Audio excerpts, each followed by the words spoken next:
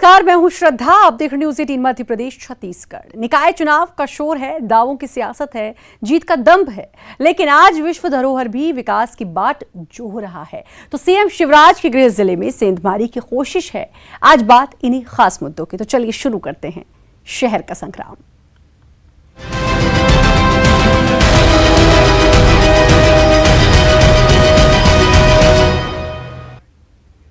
बेतवा नदी के किनारे स्थित सम्राट अशोक के बसाए गए इसी शहर से भारत को राष्ट्रीय चिन्ह मिला। सांची को यूनेस्को ने से विश्व विरासत का दर्जा मिला हुआ है। स्मारकों की स्थापना 3री शताब्दी ईसा पूर्व सम्राट ने कराई, लेकिन ये शहर आज भी मूलभूत सुविधाओं से महरूम है।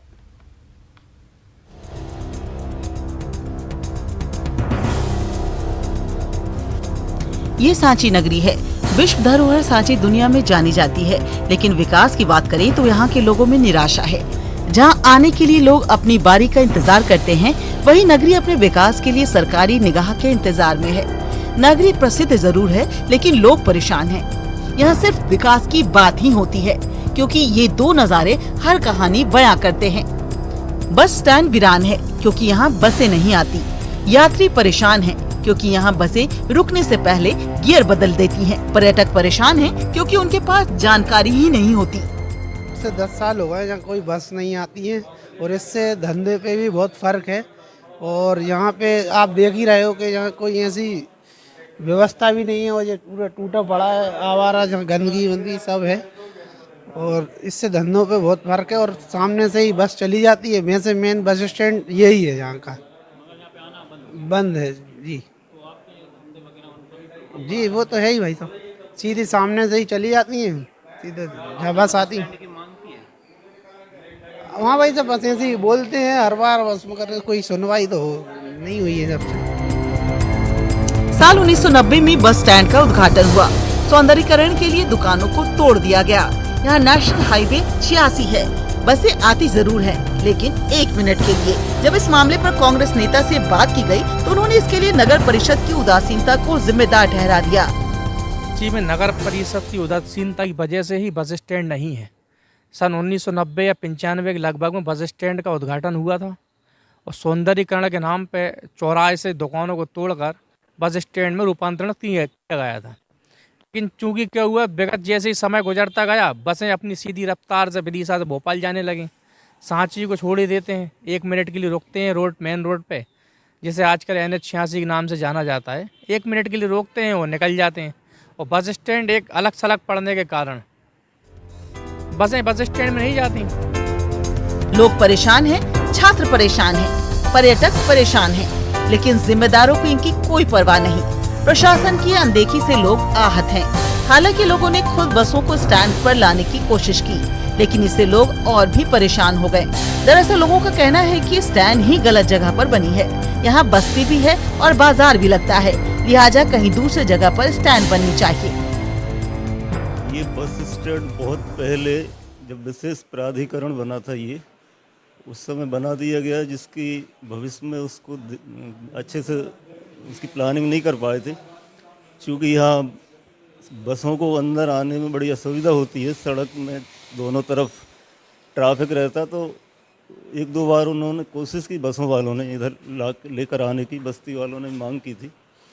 लेकिन चूँकि व्यवहारिक दृष्टि से ये असुविधा बहुत हुई बस वालों को भी, और यहाँ सवारियाँ भी नहीं मिलती। क्योंकि नेशनल हाईवे सीधा पड़ता है, वो पहले से वहीं खड़े होकर भी चले जाते। पर्यटन नगरी सांची में नगर परिषद ने कोई विकास तो कराया नहीं। पर्यटन नगरी सांची में नगर परिषद ने कोई विकास तो कराया नहीं, लेकिन विपक्ष भी साफ साफ खिलाफ नहीं बोल पा रहा। पूर्व नगर परिषद अध्यक्ष सुशीला पप्पू रेवाराम कांग्रेस छोड़ बीजेपी में शामिल हो गए। इसलिए न कांग्रेस साफ शब्दों में बोलती नजर आ रही है, और न ही बीजेपी कांग्रेस पर आरोप लगा पा रही है। दोनों पार्टियों की राजनीति के बीच जनता मूलभूत सुविधाओं से वंचित है। देखना होगा इस बार जनता किसे अपना जनसेवक चुनती है। रायसेन से न्यूज़ 18 के लिए देवराज दुबे की रिपोर्ट। हालांकि कांग्रेस अब विपक्ष में है, लेकिन आने वाले नगरीय निकाय चुनाव को लेकर घमासान अभी से नजर आ रहा है। इस बार मध्य प्रदेश में कांग्रेस के प्रदेश अध्यक्ष कमलनाथ ने नगरीय निकाय में स्थानीय स्तर पर ही तय किए गए प्रत्याशियों को टिकट दिए जाने की बात कही है। ऐसे में कांग्रेस अभी से नगरीय निकाय चुनावों को लेकर गंभीर है।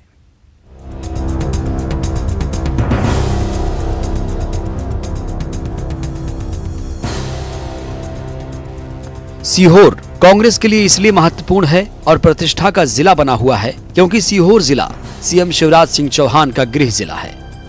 इसलिए कांग्रेस इस जिले में नगरीय निकाय चुनाव में जीत हासिल करके अपना खोया मनोबल लौटाना चाहती है। इसीलिए सीहोर जिले के नगरीय निकाय चुनाव को लेकर कांग्रेस गंभीरता के साथ वार्डों के प्रत्याशी और अध्यक्ष पदों के लिए जिला संगठन के स्तर से प्रत्याशी के चयन के लिए मशक्कत कर रही है। बाकायदा बायोडेटा मंगवाए जा रहे हैं। प्रदेश कांग्रेस भी अपने प्रत्याशियों को भेजकर रायशुमारी के साथ 1-to-1 कर रही है और प्रत्याशी लाइन लगाकर अपना बायोडेटा पर्यवेक्षकों को पेश कर रहे हैं। मामला यह है कि मध्य प्रदेश नगरीय चुनाव की आहट शुरू हो गई है और उसी की तैयारी को लेकर संगठन के द्वारा यहाँ पर पार्षद पद एवं अध्यक्ष पद के हेतु दावेदारों के आवेदन लिए जा रहा है और शहर में संगठन को मजबूती प्रदान हो इस हेतु प्रयास किए जा रहे हैं। विरोध हमने इस बात का किया है और पक्ष हमने इस बात का रखा है जो कांग्रेस से जुड़े कार्यकर्ता है, कांग्रेस से जुड़े लोग हैं, वो उनको टिकट दिया जाए, दमदारी से टिकट दिया जाए। वो जो कांग्रेस में नया प्रवेश किया है उनके लिए कोई विचार किया जाए। ऐसे में नगरीय निकाय चुनाव में अध्यक्ष पद के लिए चुनावी टिकट की दौड़ में शामिल कांग्रेसियों ने भी लाइन में लगकर अपने आवेदन पर्यवेक्षकों को दिए और फिक्स्ड क्राइटेरिया में मांगी गई सभी जानकारी में खुद को और बेहतर साबित करते नजर आए। कांग्रेसी होने के नाते हर व्यक्ति जो कांग्रेस की सेवा करता आ रहा है या कांग्रेस की विचारधारा से प्रेरित है उसे अध्यक्ष पद के लिए या वार्ड पार्षद के लिए अपना प्रस्ताव और अपना अधिकार समझकर प्रत्याशी के रूप में अपना पक्ष रखना चाहिए और मैंने भी अध्यक्ष पद के लिए जो कि सामान्य वर्ग से है इसलिए मैंने भी अपना पक्ष रखा है। 25 साल में आते क्या बोले पर्यवेक्षक? पर्यवेक्षक ने कहा कि हमारा क्राइटेरिया यही होगा और हम सामान्य वर्ग के लोगों पर ही विचार करेंगे, ऊपर से भी हमको ये निर्देश दें। आप इस बात से निश्चित हैं। इन परिस्थितियों में जिला अध्यक्ष भी ये मानते दिखे कि यहाँ टिकट की दौड़ में प्रत्याशियों की संख्या और जोश को देखकर कांग्रेस में उत्साह और उमंग है। पूर्व सीएम और प्रदेश अध्यक्ष कमलनाथ की घोषणा है कि इस बार प्रत्याशियों का चयन जिला संगठन तय करेगा और उसी को टिकट दिया जाएगा। नगरीय निकाय चुनाव को लेकर के सभी लोग अपने अपने आवेदन दे रहे हैं। नगर पालिका के चुनाव अभी भी हो सकते हैं, इसके लिए पार्टी के प्रत्याशी चयन की प्रक्रिया चल रही है। अपने आवेदन इस बार सीहोर जिले में जिला मुख्यालय की नगर पालिका परिषद के चुनावों को लेकर कांग्रेस ने कमर कस ली है। कांग्रेस सीएम के गृह जिले में सेंधमारी करके यहां जीत हासिल करना चाहती है। इसीलिए पर्यवेक्षक के रूप में शाजापुर के वरिष्ठ कांग्रेसी नेता रामवीर सिंह सिकरवार और भोपाल की वरिष्ठ महिला नेता शगुफ्ता जकी को सीहोर जिला कांग्रेस कमेटी भेजा गया, जिन्होंने बाकायदा लाइन लगवाकर नगरीय निकाय के प्रत्याशियों के बायोडेटा लिए और 1-to-1 किया। बहुत अच्छा माहौल है और मैं आपको बता दूं हम नगर पालिका, नगर निगम, नगर पंचायत सब जीत रहे हैं। आज की स्थिति में भाजपा की करनी और कथनी सब समझ में आ गई है और हमारे कांग्रेस के सारी विंग एकजुटता के साथ काम कर रही है। हमारे नेताओं ने निर्देश दिए हैं कि हम पर्यवेक्षक के रूप में भेजा है, मुझे भी भेजा है, हमारी बहन जकी जी भी आई हुई है। हमारा उद्देश्य ये है कि हम जिस जगह जाएं हम सब लोग मिलके, कमलनाथ जी का निर्देश है साफ स्पष्ट तौर पे कि साफ छवि वाला, अच्छे जीतने वाले ऐसे लोगों का चयन किया जाए। नहीं होगा क्योंकि नगरीय निकाय के चुनाव है और माननीय कमलनाथ जी ने 50% के नगर निगम के अंदर आरक्षण होता है, नगर पालिकाओं में आरक्षण होता है महिला का। प्रत्येक जिले के अंदर, प्रत्येक तहसील के अंदर पर्यवेक्षक के साथ से प्रभारी महिला को बनाया है। माननीय कमलनाथ जी का धन्यवाद। और बिल्कुल कोई भेदभाव नहीं होगा और आसमान से उतर के कोई भी कैंडिडेट नहीं आएगा। यहीं के स्थानीय लोगों से पूछा जाएगा कौन जीतने वाला कैंडिडेट है, उसके आधार पर हम लोग और ऊपर जो हमारी कांग्रेस पार्टी के वरिष्ठ प्रभारी हैं वो लोग इसका निर्धारण करेंगे। रायसेन सीएम शिवराज की जमीन है, लेकिन उन पर बनी दीवारों पर कांग्रेस सेंध लगाने की फिराक में है। लिहाजा चुनावी तैयारी जोरदार तरीके से चल रही है। अब वक्त ही बताएगा कि क्या सीएम के गढ़ में सेंध लगाकर कांग्रेस अपना मनोबल लौटा पाएगी या भी कसरत ही चलेगी। प्रदीप चौहान, न्यूज़ 18 सीहोर। निकाय चुनाव की बारी है, लिहाजा सियासत भी जारी है। किसानों के समर्थन में रैली हो रही है तो रैली का रुख भी मुड़ता जा रहा है। कोई सेल्फी ले रहा है तो कोई फोटो खिंचवा रहा है। समर्थन किसानों के लिए है, लेकिन बिसात निकाय चुनाव की बिछ रही है।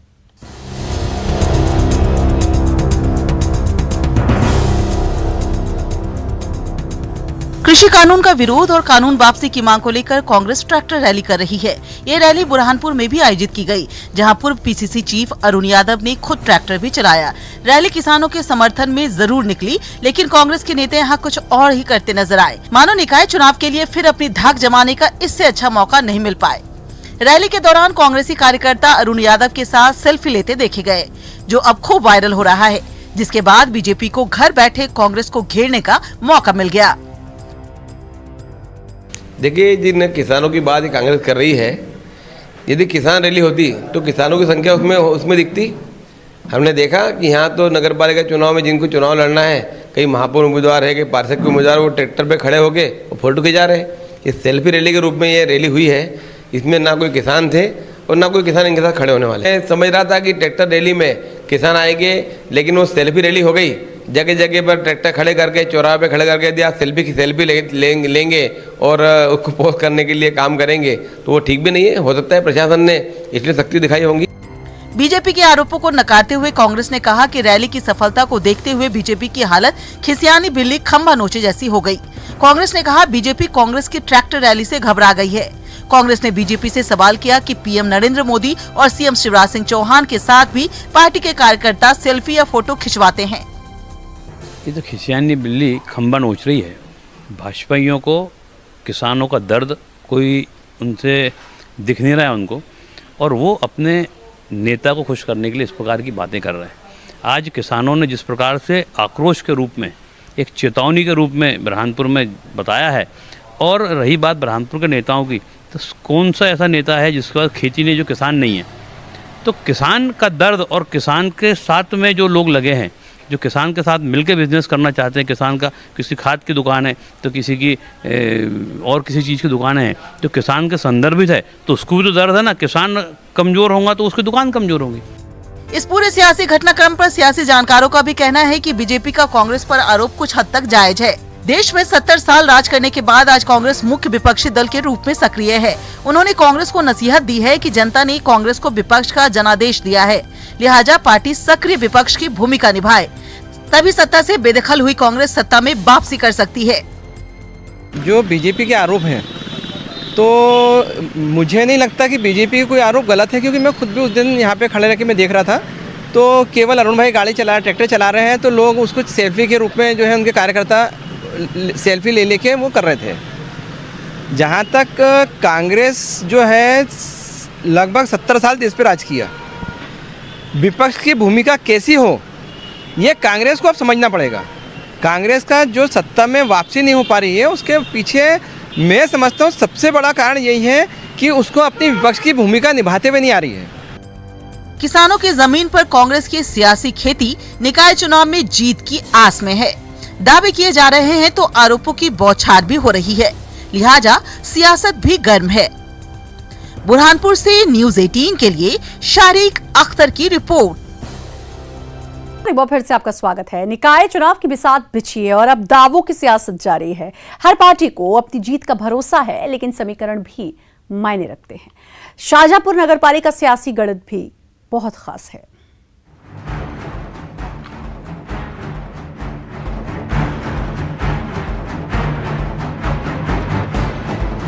आगामी निकाय चुनाव में शाहजहांपुर नगरपालिका में जीत को लेकर बीजेपी और कांग्रेस दोनों दलों ने कमर कस ली है। लेकिन लोकसभा और विधानसभा चुनाव की तर्ज पर शाहजहांपुर नगरपालिका में भी जातिगत समीकरण कई मायनों में अहम है। इसी के चलते अब दोनों ही दल और उनके संभावित उम्मीदवार इसे साधने में जुट गए हैं। इस परिषद पर कब्जा जमाने के लिए दोनों प्रमुख दल ताल ठोक रहे हैं। शाहजहांपुर नगरपालिका अनारक्षित इस बार दोनों दलों से दावेदारों की फहरिस्त भी काफी लंबी है। वैसे तो इस शहर में सभी धर्म समुदाय और विभिन्न जातियों के लोग रहते हैं, लेकिन माना जाता है कि शाहजहांपुर नगरपालिका की जीत का रास्ता ब्राह्मण और मुस्लिम तय करते हैं, और पिछले परिणामों में इसकी झलक भी साफ दिखाई दी। ऐसे में इन दोनों वर्गों पर दोनों ही दलों का फोकस बना हुआ है। आंकड़ों की लिहाज से जानते हैं शाहजहांपुर नगर पालिका का सियासी गणित। कुल मतदाता करीब 53,000, कुल वार्ड 29। पिछले चुनाव में कांग्रेस की शीतल भट्ट की हुई थी जीत, बीजेपी की संगीता भंडावत को दी थी शिकस्त। ब्राह्मण वोटर लगभग 7,500, मुस्लिम वोटर लगभग 17,500। दोनों दलों के नेताओं का मानना है कि जातिगत समीकरण शाहजहांपुर नगर पालिका के परिणाम में अहम रोल अदा करेगा, लेकिन उनका दावा भी है कि उन्हें सभी धर्मों का समर्थन मिला है। भारतीय जनता पार्टी की वर्तमान में शाहजहांपुर नगर पालिका ही नहीं, पूरे देश में एक बहुत ही उज्जवल छवि है। निश्चित रूप से आज आम नागरिक भारतीय जनता पार्टी की ओर अपना पूर्ण रूप से समर्थन दे चुका है। आने वाली नगर पालिका शाहजहांपुर भारतीय जनता पार्टी हजारों मतों से जीतेगी, ऐसा मेरा मानना है। और भारतीय जनता पार्टी की जो तैयारी है कि संगठन के माध्यम से तय होती है। यहाँ पे कोई दावेदार अपनी तैयारी सेट नहीं करता है, यहाँ पे संगठन जो तय करता है उस अनुसार ही किसी एक कार्यकर्ता को टिकट दी जाती है और वो चुनाव में विजय श्री हासिल करता है। कांग्रेस पार्टी नगर पालिका चुनाव के लिए आदरणीय कमलनाथ जी ने सर्वप्रथम तो संभाग स्तरीय, जिला स्तरीय हर जिले पे 2 प्रभारी बनाए हैं और उन 2 प्रभारियों के अंडर में भी प्रत्येक नगर पालिका के लिए भी 2 प्रभारी बनाए हैं। ऐसी कांग्रेस पार्टी की तैयारी है। जहाँ तक कि नगर पालिका स्तर पर कांग्रेस के कार्यकर्ताओं की तैयारी है, प्रत्येक स्तर पर बूथ लेवल तक कांग्रेस के ब्लॉक अध्यक्षों, जिला अध्यक्षों ने कांग्रेस को जिताने के लिए नाम बढ़ाने घटाने से लेके बहुत सूक्ष्म तरीके से मॉनिटरिंग करने वाली टीम बनाकर आगे की नगर पालिका की तैयारी की है। भाई साहब, मैं बताना चाहता हूँ कि भारतीय जनता पार्टी संगठनात्मक व्यवस्था को लेकर चलने वाली पार्टी है। संगठन स्तर पर हर प्रकार की तैयारी भारतीय जनता पार्टी ने की रखी है। जहाँ तक चुनाव आगे बढ़ने का विषय है तो उसके लेकर भी भारतीय जनता पार्टी पूर्ण रूप से तैयार है और संगठन के हिसाब से जो भी आदेश होगा उसके लिए सभी कार्यकर्ता तन मन धन से कार्य करेंगे और निश्चित विजय श्री हासिल करेंगे। विकास और जमीनी मुद्दों से इतर बड़े चुनावों की तर्ज पर शाहजहांपुर नगर पालिका में भी जातिगत समीकरण अपने पक्ष में साधना दोनों दलों के लिए चुनौती है। पिछली बार के चुनाव में ऐन वक्त पर जय परशुराम वाले नारे की गूंज ने चुनाव का परिणाम बदलने में अहम भूमिका निभाई थी। ऐसे में अब एक बार फिर इस चुनावी समर में ये देखना दिलचस्प होगा कि इन वर्गों का विश्वास कौन जीत पाता है। सुनील हंचोरिया, न्यूज़ 18 शाहजहांपुर। उज्जैन समेत पूरे प्रदेश में निकाय चुनाव का बिगुल अभी बजा नहीं है, लेकिन चुनावी सुगबुगाहट के बीच जनप्रतिनिधि अब नींद से जाग गए हैं।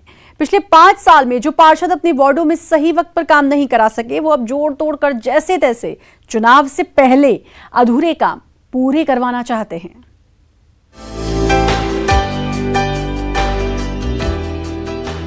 इन तस्वीरों को देखकर ही आपको अंदाजा हो गया होगा कि यहाँ कोई आयोजन होने वाला है। जी हाँ, सही पकड़े हैं आप, नेताजी भूमि पूजन करवा रहे हैं उज्जैन में प्रदेश के पहले अत्याधुनिक फुटबॉल कोर्ट का। जी हाँ, हम बात कर रहे हैं उज्जैन के वार्ड नंबर 49 की, जहां से बीजेपी के पार्षद रहे संतोष व्यास ने आनन फानन में अपने वार्ड में प्रदेश के पहले फुटबॉल कोर्ट के भूमि पूजन का कार्यक्रम रख दिया। पार्षद संतोष यादव की माने तो ये पहले ही सैंक्शन हो चुका था, लेकिन लॉकडाउन के चलते उस दौरान कार्यक्रम नहीं हो सका था। हाँ, जैसा क्या कोरोना काल के समय में जब पार्षद कार्यकाल था, उस समय इसकी स्वीकृति और मंजूरी, टेंडर सब कुछ हो चुके थे, लेकिन कोरोना काल आने के चक्कर में और लॉकडाउन होने के कारण ये कार्य प्रारंभ नहीं हो पाया था। तो अभी इस कार्य को प्रारंभ नगर निगम द्वारा प्रारंभ कर दिया गया है और आज माननीय मंत्री जी और उच्च शिक्षा मंत्री डॉक्टर मोहन यादव जी और यहाँ के लोकप्रिय सांसद अनिल फिरोजिया जी आज इसका भूमि पूजन करेंगे। और ये एक ऐसा मध्य प्रदेश का ऐसा फुटबॉल कोर्ट है, ये इंडोर फुटबॉल कोर्ट और इंडोर मिनी गोल्फ कोर्ट यहाँ आज बनने जा रहा है। ये उज्जैन शहर के लिए एक बड़ी सौगात है और वार्ड नंबर 49 में बन रहा है, तो वार्ड नंबर 49 के लोगों के लिए एक बड़ी सौगात है ये कि पूरे मध्य प्रदेश की जितनी नगर निगम है, किसी ने भी इंडोर फुटबॉल कोर्ट और छोटे बच्चों के लिए खेलने के लिए, खेल की सुविधा देने के लिए ऐसी कोई व्यवस्था नहीं थी, जो नगर निगम उज्जैन ने की है और वो मेरे वार्ड में मेरे द्वारा यहाँ पर मंजूर कराई गई थी। और इसको हमने पिछले बोर्ड के समय में बजट में प्रस्तावित करके 50 लाख रुपए की लागत से ये इंडोर फुटबॉल कोर्ट यहाँ पे बनने जा रहा है। वार्ड नंबर 49 में बनने जा रहे प्रदेश के पहले फुटबॉल कोर्ट को जनता में भुनाने की तैयारी पार्षद संतोष व्यास ने की है और वे खुद मान रहे हैं कि इस बड़े कार्यक्रम के बाद आने वाले चुनाव में उनको फायदा जरूर मिलेगा। भूमि पूजन के लिए उच्च शिक्षा मंत्री मोहन यादव और सांसद अनिल फिरोजिया को बुलाया गया है। ये भी टिकट की जोड़ तोड़ के लिए किया गया कार्यक्रम है। देखिए क्या है, बहुत सारे कामों में चूंकि नगर निगम की अर्थव्यवस्थाओं को देखते हुए भी हम सबको इन सब चीज़ों का ध्यान रखना पड़ेगा। तो अभी चूंकि निर्माण कार्य भी अभी कम चल रहे हैं और अगर प्रायोरिटी इस कार्य को मिली है तो शहर और मध्य प्रदेश के एक बड़े कार्य को यहाँ पर सौगात के रूप में माननीय मंत्री जी आज इसका भूमि पूजन करेंगे। हालांकि संतोष व्यास ने वार्ड 49 ऋषिनगर एक्सटेंशन में कई काम किए हैं, लेकिन फुटबॉल कोर्ट प्रदेश का बड़ा काम था जिसे पहली बार प्रदेश की कोई नगर निगम बनवा रही है। दावा है कि ऋषिनगर एक्सटेंशन में प्रदेश का पहला फुटबॉल कोर्ट तैयार होगा। ये कोर्ट 50 लाख रुपए की लागत से बनेगा, जिसका फायदा न सिर्फ वार्ड 49 के खिलाड़ियों को बल्कि शहर भर के खिलाड़ियों को मिलेगा। आनंद निगम, न्यूज़ 18, उज्जैन।